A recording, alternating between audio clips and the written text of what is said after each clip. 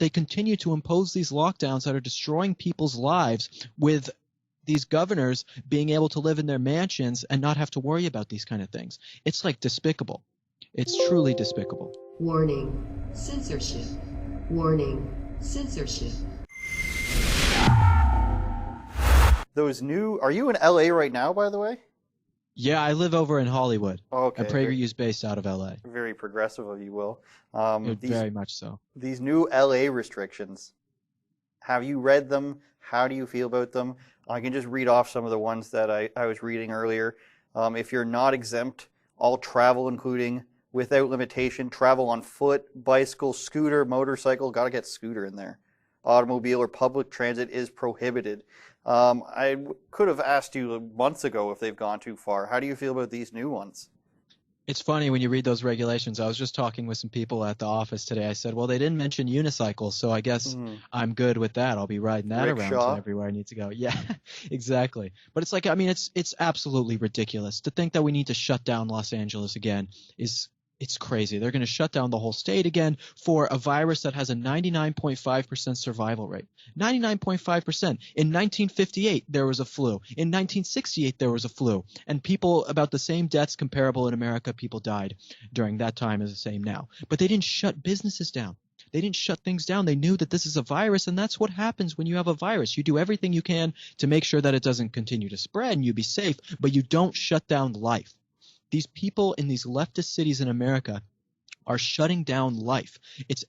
Amazon tripled its profits in the last 3 quarters, while small businesses across America are suffering and going under. I mean, a third of businesses in New York and New Jersey have now shut down. How terrible is that they continue to impose these lockdowns that are destroying people's lives, with these governors being able to live in their mansions and not have to worry about these kind of things? It's like despicable. It's truly despicable. Just to make sure we need the COVID warning on this video, I'm going to ask you, I'm starting to think that less of the conspiracies, we hear the reset and the build back better conspiracies.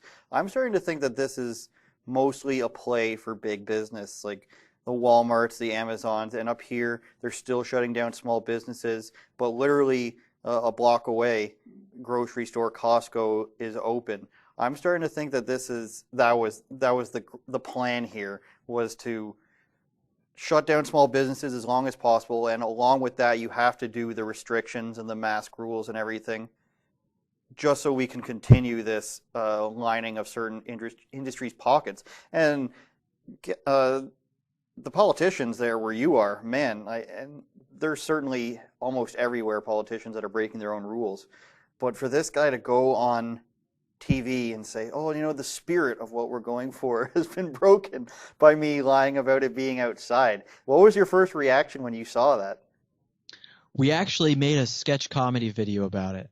It didn't end up getting released, but we made a sketch comedy video about just how ridiculous these politicians are. Nancy Pelosi getting her hair done, Gavin Newsom going to a Thanksgiving dinner, this LA County supervisor banning outdoor dining, then going in outdoor dining hours later, literally hours later. These people are ridiculous. They impose these restrictions on us, and nothing makes me more mad than seeing these politicians who put these things on us go and break them themselves. Either you don't care about people's safety and you go and do it anyway, or you're a fat liar who's totally fine with lying to the American public. It's like either or maybe it's even both. I think it's probably actually both.